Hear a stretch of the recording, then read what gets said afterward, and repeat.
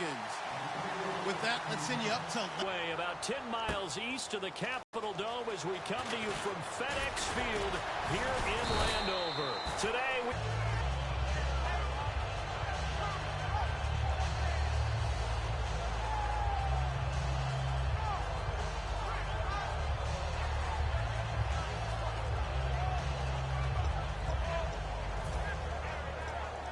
play clock winding down. Play clock down to 2, and we get a signal and a timeout. They'll have 2 remaining as we step aside here in this first quarter.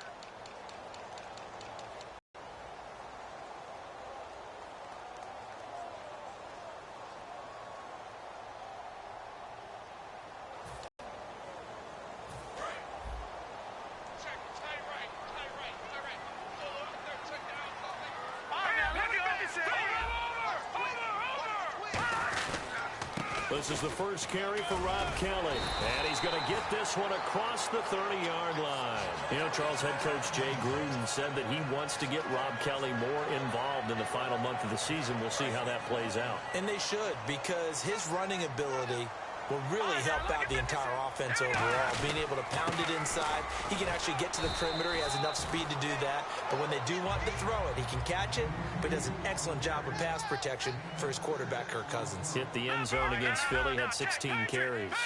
A give, this is Kelly, and he is swallowed up right at the line of scrimmage. No gain on the play that time, and they'll look to convert on what will be a 3rd and 4. Throwing is Cousins. He finds his target. It's Crowder. And he's taken down at the 43, but not before picking up the first. So opening drive, 3rd down. They go with a slant. It works. And I'm wondering when the league's... And he fumbled it. It's on the ground. And the Falcons grab it. Does the big boy have the juice? The 30. He cuts left sideline and a crease there. And a great return as they're finally able to take him down. So the turnover forced and a wonderful job on a big return. And how about the convoy that got created to help him get all the way back upfield? I mean, that's the part that people miss on. That's practice. That's worked on. It doesn't just happen in a game and everyone rallies. They discuss it prior to, and everyone knows their role when they create a turnover like that.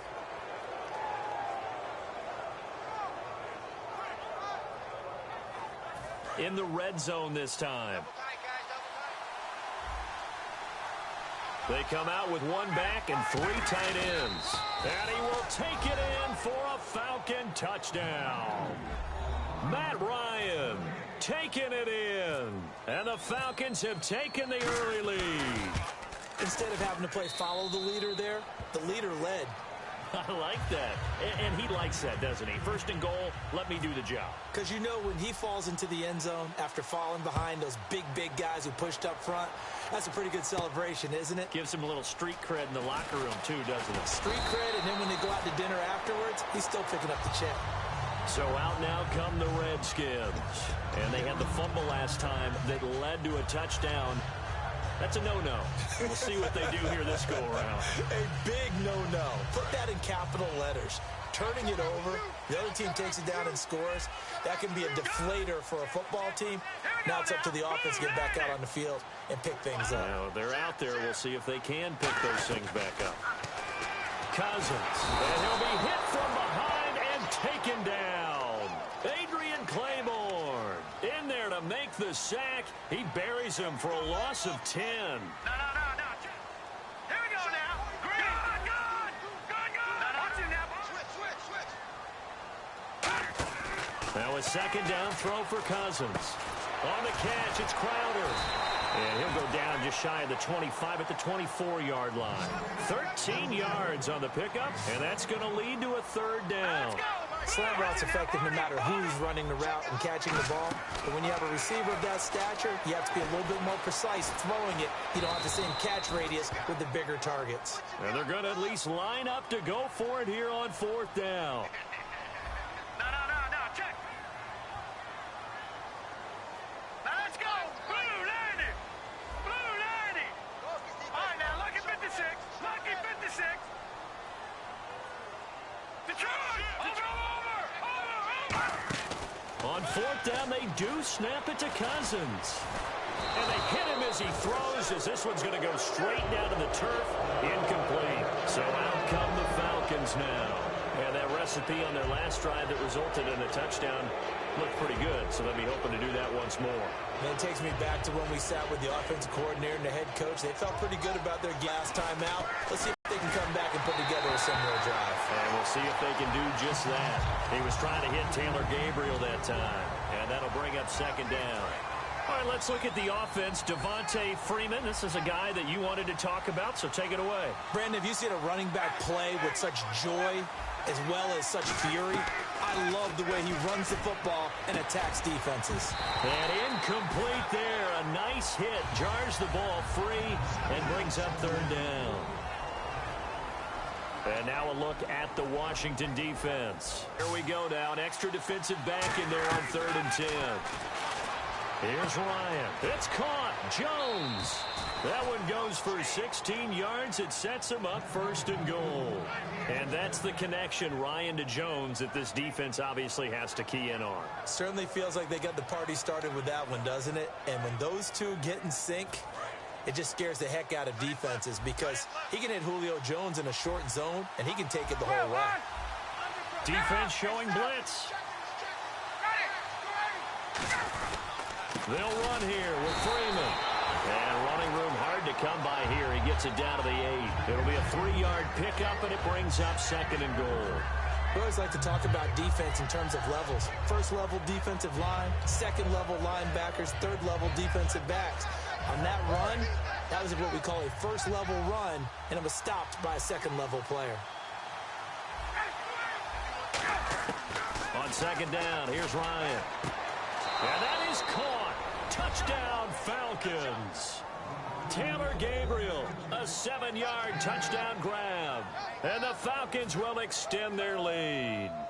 Well, that's about as quick of a passing touchdown as you'll ever see right there. Everyone has a section in their playbook called the quick game. That was a super quick game. Out of the hands of the thrower, bam, right to the receiver, successfully for a touchdown. How in-depth is that quick game part of the playbook? It's pretty in-depth because people want the ball out of the hands of the quarterback into the playmaker's hands downfield as fast as possible. There are a lot of plays, a lot of options involved with that. And with a new rule, that decision to bring it out will cost him about 5 yards as he only gets to the 20. A look at Washington as they come onto the field.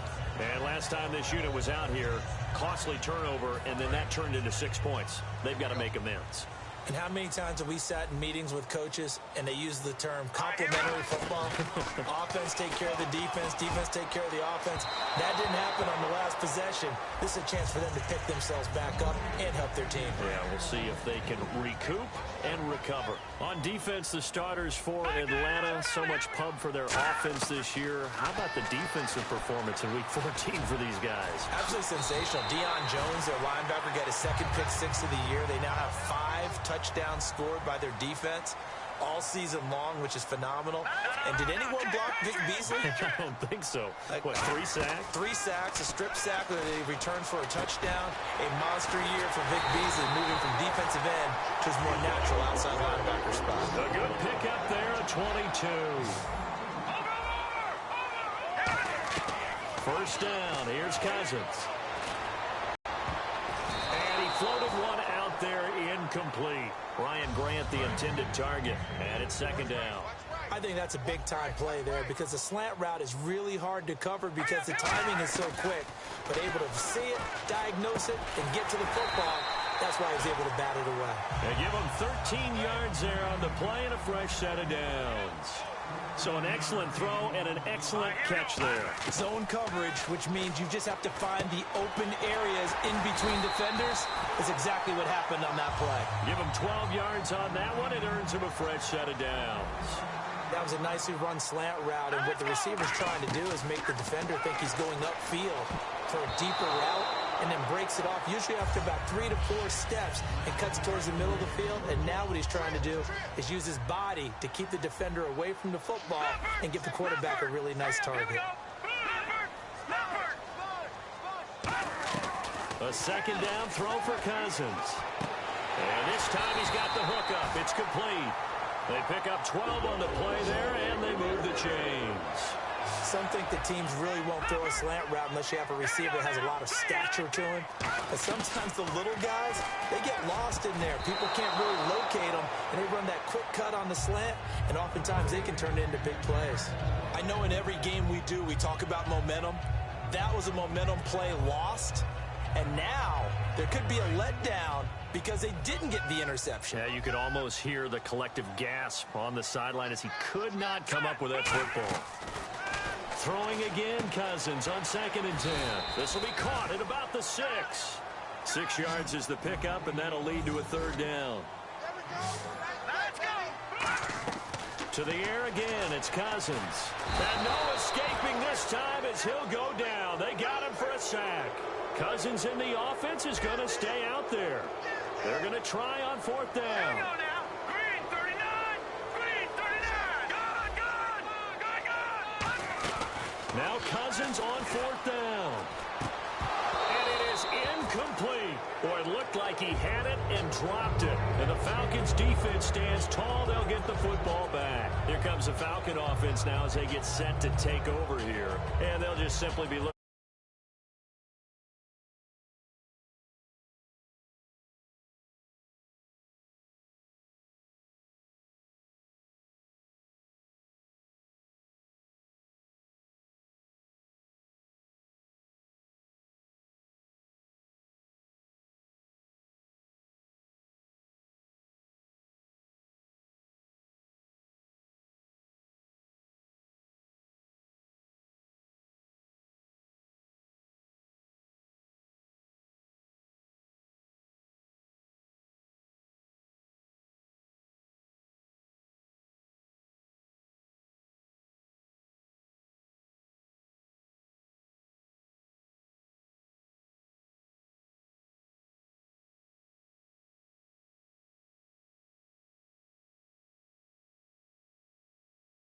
Get it done again.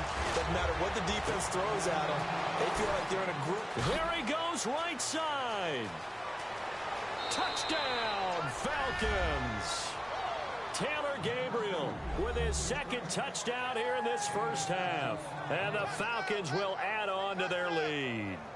Now, he's having a nice little first half here, partner. And it's a first half that leaves us anticipating what can still come. I mean, 2 touchdowns already here through the 2nd quarter. There could be plenty more before this game is over.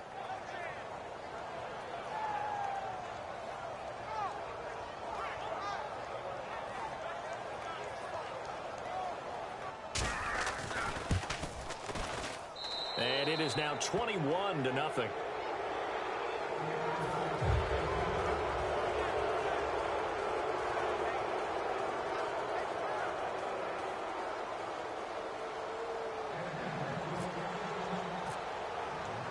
Now after the touchdown, it's Bosher to kick it away. This is taken about 7 yards deep. A look at Washington as they come onto the field. And on the last drive, they were in field goal range. They just opted not to kick it, didn't get it. How does that change the mentality this go-around? I don't think it changes much for the head coach because this is what he preaches all the time. Attack at all times in any spot on the field, and he likes touchdowns, not field goals.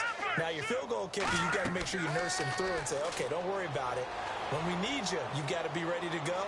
And the team, of course, loves to see points on the board. So let's see if it changes a little bit if they're in the same spot again. Yeah, we'll see what the decision is here if they get to that spot. Charles, a lot of off-air talk between us about the playoff picture, and obviously Patriots well on their way there again, but they'll have to do it this year without Rob Gronkowski. Of course, the Madden cover boy injured, maybe some talk of a Madden curse, I don't know.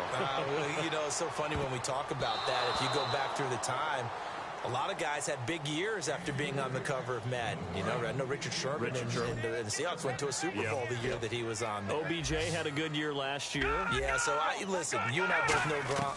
There's no way he sees it as a curse. He sees it as a challenge. His way back. And we certainly wish him well in his recovery. He was looking for Jamison Crowder there, and it's 4th down. After watching him drop that slant, I can hear my old coach's voice ringing in my ears right now.